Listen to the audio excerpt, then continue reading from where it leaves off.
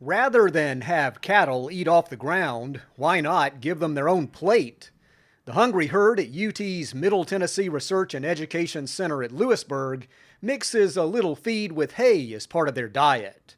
But it's not what they're eating, but where and how. The cattle, 200 head in the Tennessee Beef Heifer Development Program, grazed at a fence line feeder, one of 7 built at this farm. At some feeders, there's a concrete base for footing, and the hay is served from a higher point. The animals are on a good pad, so from the animal health standpoint, they're not in the mud. We know from research that if we get above 8 inches of mud, cattle performance really declines. Animals seem to like this system, and their human handlers do as well. The farm crew here says it's quicker, cleaner, and safer to feed the animals this way, and you don't run the risk of tractors getting stuck in the mud. This area saw heavy rains in late winter, and it's difficult to feed when the ground is spongy. The fence line feeders prove their worth in the challenging weather. By providing a flat, dry feeding area, less forage is wasted and trampled in the ground, and more ends up in the cows' bellies. And when such large animals congregate, they can injure each other and people. UT AgResearch leaders like the improved safety.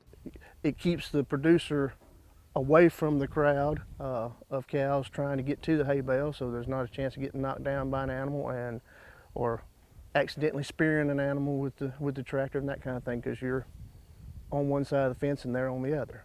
UT's Institute of Agriculture was able to do this construction with a USDA climate change adaptation grant.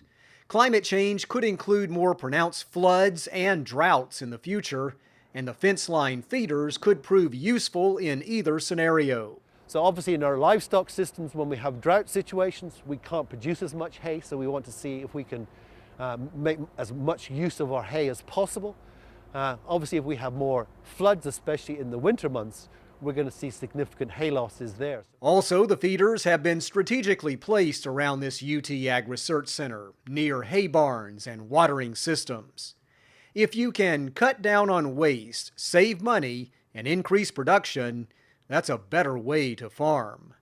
This is Charles Denny reporting.